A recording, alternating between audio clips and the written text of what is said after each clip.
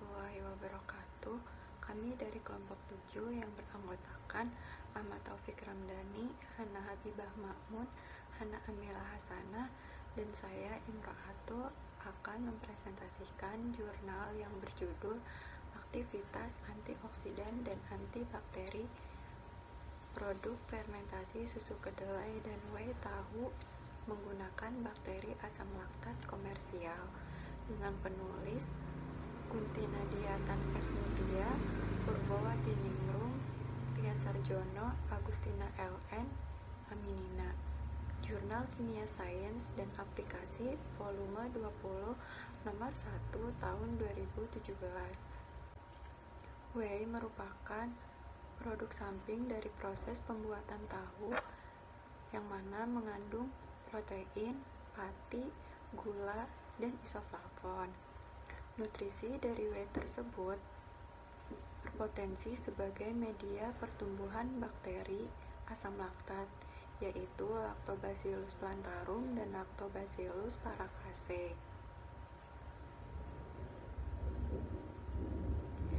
BAL dalam pertumbuhannya menghasilkan dua metabolit, metabolit primer dan metabolit sekunder. Metabolit primernya yaitu asam laktat, CO2, diasetil asetaldehida, dan hidrogen peroksida. Sedangkan metabolit sekundernya yaitu bakteriosin yang berpotensi sebagai antibakteri. Fermentasi BAL juga mengakibatkan protein kedelai terhidrolisis yang mampu meredam radikal bebas DPPH. Fermentasi menyebabkan senyawa isoflavon dalam kedelai mengalami transformasi sehingga diperoleh senyawa isoflavon bebas, yaitu aglikon berupa ganistein, glisitein, dan dietzein yang memiliki aktivitas antioksidan yang lebih tinggi daripada bentuk terikatnya. BAL dalam pertumbuhannya menghasilkan dua metabolit, metabolit primer dan metabolit sekunder. Metabolit primernya yaitu asam laktat, CO2, diasetil asetaldehida, dan hidrogen peroksida. Sedangkan metabolit sekundernya yaitu bakteriosin yang berpotensi sebagai antibakteri. Fermentasi BAL juga mengakibatkan protein kedelai terhidrolisis yang mampu meredam radikal bebas DPPH. Fermentasi menyebabkan senyawa isoflavon dalam kedelai mengalami transformasi sehingga diperoleh senyawa isoflavon bebas, yaitu aglikon berupa ganistein, glisitein, dan dietzein yang memiliki aktivitas antioksidan yang lebih tinggi daripada bentuk terikatnya.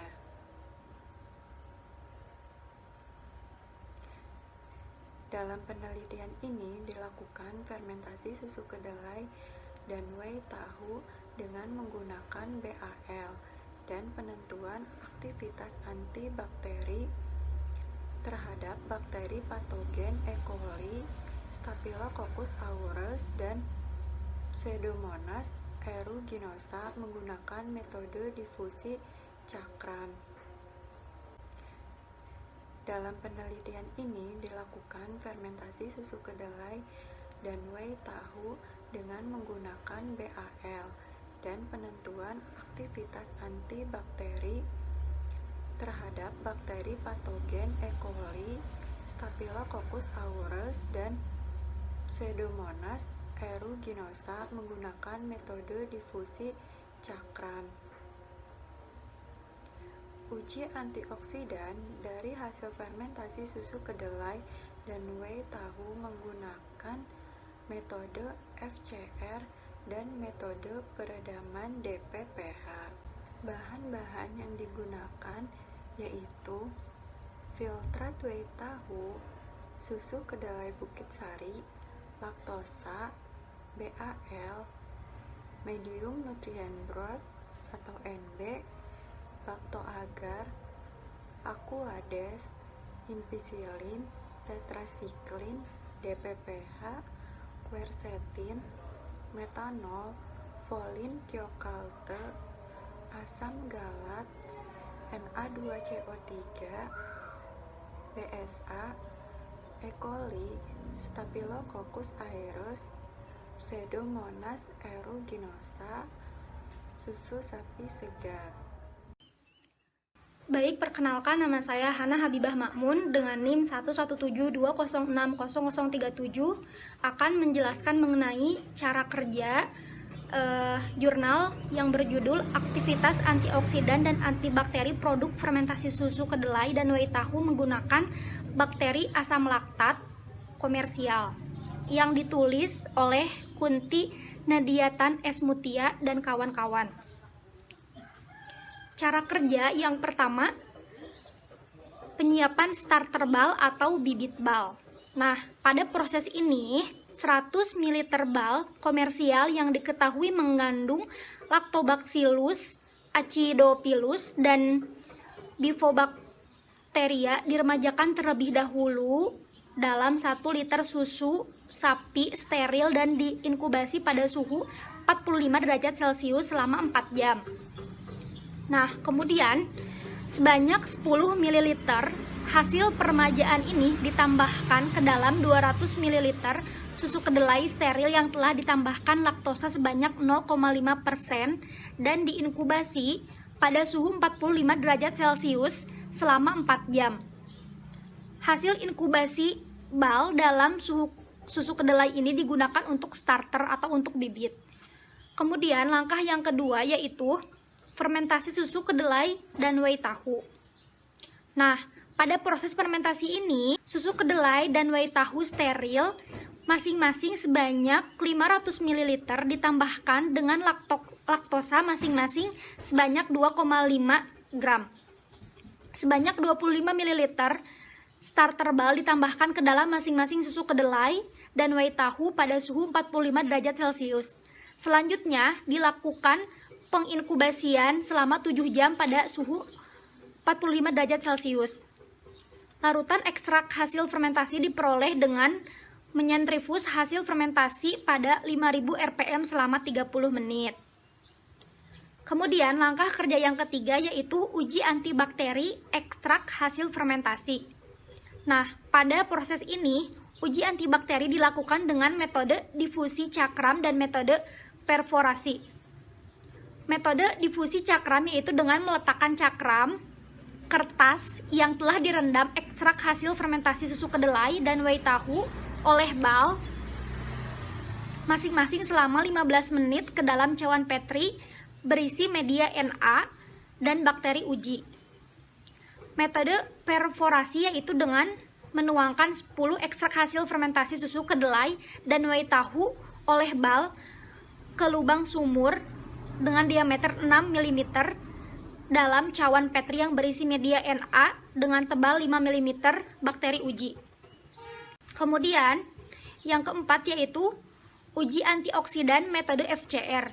Nah, pada uji ini penentuan aktivitas antioksidan metode FCR dilakukan dengan cara 0,2 ml larutan uji direaksikan dengan 15,8 ml aquades dan 1 ml reagen volin thiosalte. Kemudian dikocok dan didiamkan selama 8 menit. Sebanyak 3 ml larutan Na2CO3 20% dalam aquades ditambahkan ke dalam larutan homogen dan didiamkan selama 30 menit pada suhu kamar. Pengukuran absorbansi larutan dilakukan pada panjang gelombang 765 nemometer. Standar yang digunakan adalah asam galat. Kemudian, cara kerja yang terakhir yaitu uji antioksidan metode DPPH. Pada proses langkah kerja yang terakhir ini, penentuan aktivitas antioksidan metode DPPH dilakukan dengan cara pembuatan variasi konsentrasi larutan uji 10, 30, 50, 70, dan 90 ml. Sebanyak 0,2 ml masing-masing konsentrasi larutan uji ditempatkan dalam botol vial dan ditambahkan dengan 3,8 ml larutan DPPH 50 ml. Campuran dihomogenkan dan didiamkan selama 30 menit di ruangan gelap. Kemudian, absorbansi diukur pada panjang gelombang 500 vial dan ditambahkan dengan 3,8 ml larutan DPPH 50 ml. Campuran dihomogenkan dan didiamkan selama 30 menit di ruangan gelap. Kemudian, absorbansi diukur pada panjang gelombang 515 nanometer sebagai standar digunakan quercetin. Terima kasih atas perhatiannya, semoga bermanfaat. Assalamualaikum warahmatullahi wabarakatuh. Saya Hana Amil Hasanah dengan NIM 1172060038. Sekarang saya akan memaparkan tentang pembahasan dari hasil penelitian. Yang pertama yaitu tentang fermentasi susu kedelai dan whey tahu. Nah, setelah difermentasi ternyata pada susu kedelai dan whey tahu mengalami perubahan pH. pH pada susu kedelai menjadi 5,4, sedangkan pH pada whey tahu menjadi 4,7. Perubahan pH ini disebabkan oleh aktivitas dari starter BAL atau bakteri asam laktat.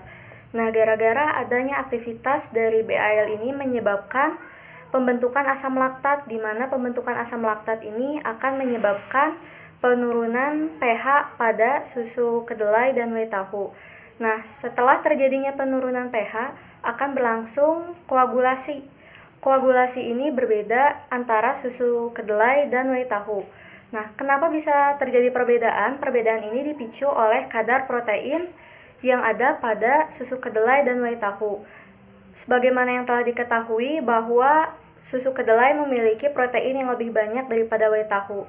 Kenapa? Karena susu kedelai masih menjadi susu primer atau belum diapa-apakan, sedangkan jika whey tahu dapat diketahui sendiri jika whey merupakan hasil buangan dari cairan tahu, sehingga protein yang terdapat pada whey tahu sudah banyak berkurang, sedangkan pada susu kedelai masih banyak, sehingga koagulasi yang terbentuk daripada susu kedelai itu lebih padat, sedangkan koagulasi yang terbentuk dari whey tahu masih bercampur dengan cairan dan bersifatnya padat tapi masih longgar-longgar. Yang kedua ialah uji antibakteri. Nah, uji antibakteri ini dilakukan terhadap 3 macam bakteri. Yang pertama yaitu Escherichia coli, yang kedua yaitu Staphylococcus aureus, dan yang ketiga ialah Pseudomonas aeruginosa. Sebagaimana yang teman-teman dapat lihat di samping, terdapat tabel hasil percobaan uji antibakteri dari ketiga bakteri terhadap hasil fermentasi susu kedelai dan whey tahu. Dapat dilihat dari tabel tersebut bahwa dari ketiga-tiganya menunjukkan hasil negatif, yang berarti uji antibakterinya gagal. Nah, kenapa bisa terjadi kegagalan terhadap uji antibakteri atau hasilnya negatif? Hal ini kemungkinan besar dikarenakan hasil pH dari hasil fermentasi susu kedelai dan whey tahu yang dianggap masih di atas pH minimum dari kerja ketiga bakteri tersebut. Karena dapat diketahui di awal jika hasil fermentasi pada susu kedelai memiliki pH 5,4, sedangkan pada whey tahu memiliki pH 4,7, di mana menurut Jordan dan kawan-kawan mengemukakan bahwa aktivitas kerja dari bakteri Escherichia coli memiliki pH minimum 4,3 sampai 4,4. Sedangkan pada Staphylococcus aureus memiliki pH optimum pada 6-7 dan pada Pseudomonas aeruginosa memiliki pH optimum pada 4,6. Faktor yang kedua, dikarenakan Pseudomonas aeruginosa ini memiliki keragaman genetik yang menyebabkan dia dapat mengkode enzim pada jalur metabolisme khusus sehingga dia dapat bertahan di lingkungan yang sangat ekstrim, contohnya pada medium yang sangat asam. Terus, ada Staphylococcus aureus yang memiliki plasmid yang membawa gen genetik sehingga dia dapat menciptakan kekebalan tubuh terhadap senyawa antibakteri. Adapun faktor yang ketiga datang dari kurang asamnya pH yang terbentuk dari hasil fermentasi susu kedelai dan whey tahu. Nah, kurang asamnya pH ini disebabkan karena fermentasi berlangsung selama 7 jam pada suhu 45 derajat Celcius, di mana waktu ini masih diperkirakan kurang untuk fermentasi daripada susu kedelai dan whey tahu itu sendiri, karena BAL atau bakteri asam laktat belum memproduksi asam laktat yang dapat menyebabkan penurunan pH banyak sehingga berdampak pada pH yang hanya berkisar dari 5,4 dan 4,7. Sedangkan faktor yang terakhir yaitu faktor yang keempat datang dari BAL-nya itu sendiri atau bakteri asam laktat. Nah, kan fermentasinya berlangsung pada suhu 45 derajat Celcius. Dapat diketahui atau mungkin saja BAL ini belum sampai ke tahap stasioner yang maksimum sehingga dia belum menghasilkan bakteriosin yang dapat membunuh bakteri-bakteri yang ada. Sekian pemaparan 2 poin bahasan dari saya. Selanjutnya akan dilanjutkan oleh Saudara Ahmad Taufik Ramdhani.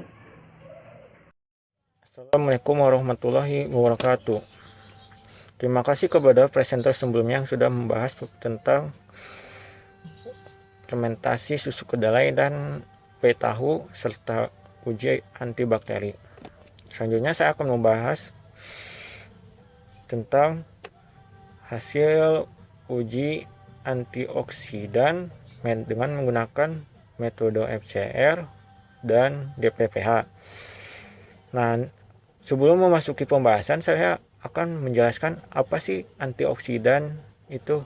Nah, jadi antioksidan ini merupakan sebuah molekul yang mampu memperlambat atau mencegah proses oksidasi molekul lain. Oksidasi adalah reaksi kimia yang dapat menghasilkan radikal bebas sehingga memicu reaksi berantai yang berpotensi merusak sel. Nah, antioksidan juga didefinisikan sebagai senyawa-senyawa yang melindungi sel dari efek bahaya radikal bebas oksigen reaktif tersebut. Nah, jika dikaitkan dengan sebuah penyakit. Selanjutnya kita membahas tentang uji antioksidan dengan menggunakan metode FCR. Kapasitas antioksidan FCR susu kedelai terukur tinggi. Nah, seperti terlihat pada gambar ya di bawah. Karena susu kedelai diketahui merupakan suplemen makanan yang mengandung senyawa fenolik dan isoplavon. Senyawa fenolik dan isoplavon bersifat larut air, sehingga mampu terukur dengan baik menggunakan metode FCR ini. Whey tahu juga memiliki kapasitas antioksidan sebesar 53,49% dari total kapasitas antioksidan susu kedelai serta ekstrak hasil fermentasi whey tahu oleh bakteri asam laktat, yang juga memiliki kapasitas antioksidan sebesar 57,14% dari total kapasitas antioksidan ekstrak hasil fermentasi susu kedelai oleh bakteri asam laktat. Hal ini membuktikan bahwa whey tahu dan ekstrak hasil fermentasi whey tahu oleh bakteri asam laktat berpotensi sebagai antioksidan. Whey tahu juga merupakan produk samping dari pembuatan tahu. Jadi sisa ya. Jadi dalam proses pembuatan itu ada sisa. Nah, ini dinamakan whey tahu.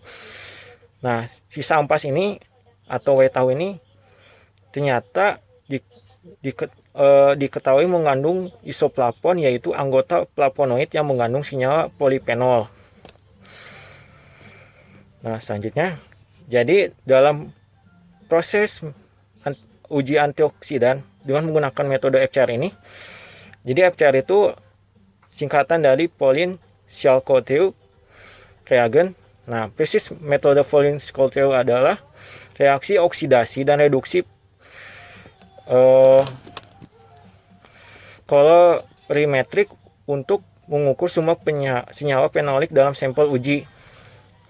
Reaksi Pauling Shall-Coulter atau reagennya merupakan larutan kompleks ion polimerik yang dibentuk dari asam fosfomolibdat dan asam heteropolifosfotungstat. Nah, selanjutnya kita memasuki uji antioksidan yang kedua, yaitu dengan menggunakan metode DPPH.